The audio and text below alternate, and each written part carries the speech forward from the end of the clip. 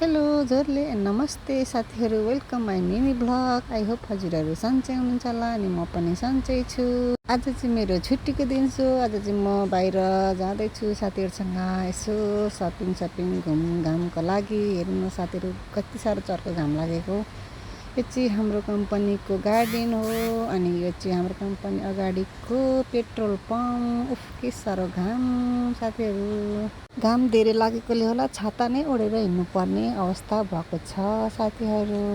अनि पछाडि मेरो दिदी र मेरो बहिनी चाहिँ पछाडि आउँदै हुनुहुन्छ। उनीहरूलाई चाहिँ क्यामेरामा आउनु लाज लाग्छ अरे के। उनीहरूलाई लाज लाग्ने भएर मैले चाहिँ होइन उनीहरूलाई जिस्काउँदै भिडियो गर्दै अगाडि हिँड्दैछु नि त।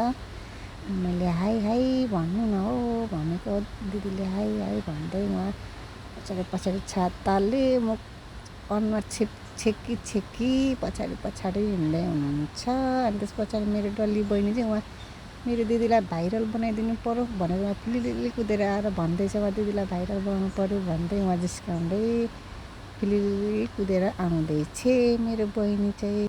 यस्तो चर्को घाममा भए पनि हामीले सपिङ गरेर एकछिन रेस्ट गरेर बसिरहेछौँ। सो घाम धेरै लागेको छ नि त। दिदी चाहिँ एकछिनभित्र फार्मेसीमा पस्नु भएकोले गर्दा बहिनी र म चाहिँ बाहिरतिर यसो बस्दैछौँ। हेर्नु साथीहरू घाम कति चर्को। घाम त यो मलेसियाको कति डिग्रीको यो नाप्नै नसकिने घाम। अनि दिदी पनि आउनुभयो। सो दिदी पनि आइसक्नु भयो। अनि त्यस पछाडि हामी त्यहाँबाट उठेर जाने तयारीमा। यो चाहिँ मैले गरेको सपिङ। अनि दिदीले पनि मैले पनि के किने भन्दै लसुन देखाउँदै हुनुहुन्छ फेरि। अनि यस्तै भिडियो गर्दै रमाइलो कुराकानी गर्दै मेरो डल्ली चाहिँ पछाडि हिँड्दैछ एक्लै।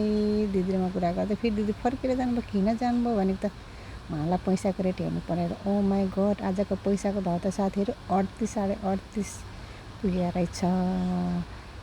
अनि मैले भने है पैसाको भाउ पनि के साह्रो बढेको हो, युरोप नै भइसक्यो त हौ दिदी हो भन्दै भनेको। उनीहरूको पैसा कमाउनु नसके पनि पैसाको भाउ चाहिँ मलेसियामा लास्टै बढेको छ है साथी। लगभग मलेसियामा पैसाको भाउ 40 भइसक्यो। सो हामी चाहिँ त्यहाँबाट गएर 99 छिर्ने तयारीमा भयौँ साथी। 99तिर पस्यौँ। त्यहाँनिर यसो अलिअलि सपिङ गर्नु थियो नि त, त्यही भएर हामी चाहिँ 99भित्र पस्यौँ। यो चाहिँ मलेसियाको 99 मार्केट। साथीहरू हजुरहरू पनि मलेसियामा हुनुहुन्छ भने 99 मार्केटभित्र सपिङ गर्नु होला है, किनभने सस्तो पर्छ नि त सामानहरू। सो पैसा पनि अलिक बचत हुन्छ। फाइनली हामीले सपिङ पनि लगभग गरिसक्यौँ आफूलाई चाहिने सामग्रीहरू। सो हेर्नु न साथीहरू, हाम्रो त पसलै जस्तो भयो नि त। म सामानहरू मिलाउनु पर्ने बिजोग छ।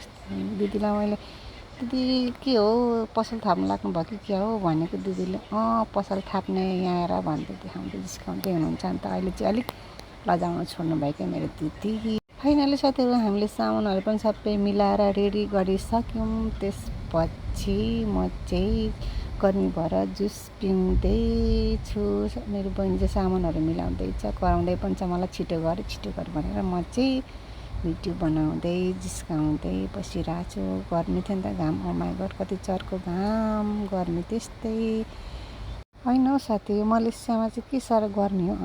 घाम त्यस्तै लाग्छ। नेपालले पनि नभ्याउने भयो। त्यसपछि फाइनली साथीहरू हाम्रो सामान रेडी भएर जानु तर्खरमा भयौँ। सबैले आफ्नो ब्याग झोला बोकेर लाग्यौँ है। हामी चाहिँ अब फेरि कतातिर भन्नुहुन्छ भने हामी अब चाहिँ केएफसी खानातिर लागेको। केटीहरूले केएफसी खाने अरे। हेर्नु न मलेसियाको लाउरेनीहरूले कत्रो झोला बोकेर हिँड्ने होला। मैले चाहिँ अलिक सानो छ, मैले चाहिँ आज धेरै सपिङ गरिनँ नि त। सो हामी चाहिँ केएफसी खानातिर जाँदैछौँ साथीहरू। केएफसी भातिर केटीहरूलाई भोक लाग्यो अरे नि त, अनि केएफसी खाने भनेर हामी केएफसीतिर गयौँ। केएफसीभित्र पनि हामी छिर्यौँ। त्यसपछि ओहो कति शीतल आनन्द। केएफसी खाने ठाउँमा त एसी छ नि त, बाहिर गर्मी भएर होला, भित्र कस्तो आनन्द भयो। त्यसपछि हामीले केएफसी अर्डर गर्नतिर लाग्यौँ साथीहरू। फर्स्ट टाइम होइन केएफसी अर्डर गर्न आएर कस्तो बिजोकै भयो। त्यसपछि हामीले केएफसी अर्डर गरेर हामी वेटिङमा बसिरहेछौँ पर्खेर। केएफसी पर्खिनु पऱ्यो एकछिन त, सबैलाई भोक लागिरहेछ होइन। मेरो बहिनीलाई झन् भोक लाग्यो अरे नबोले भन्दैछ भनेर मलाई कराइरहेको छ नि त। यदि तपाईँहरूलाई पनि केएफसी मनपर्छ भने आउनु होला है केएफसी खानको लागि। सो साथीहरू फाइनल्ली हाम्रो केएफसी पनि आइपुग्यो साथीहरू। तर सोचे झै जिन्दगी रहेनछ भने जस्तै हामीले एउटा अर्डर गरेको थियो होइन त अर्कै आयो केएफसी। भगवान् अर्डर गरेको चाहिँ आएन अर्कै आयो र पनि के गर्नु खानु त पर्यो होइन त। सो साथीहरू अर्डर गरेपछि जस्तो आए पनि खानु त पर्यो होइन त। के गर्नु त भोक त लागेको छ पैसा परेको चिज खानु त पर्यो भन्दै मेरो बहिनीले खान थालेको छ अनि मैले पनि खान थालेँ केएफसी।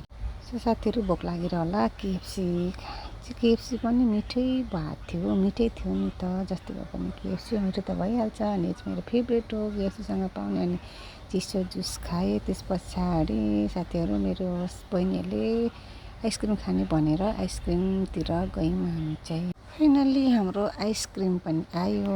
मेरो बहिनीले आइसक्रिम पनि लिएर आइसक्यो होइन साथीहरू।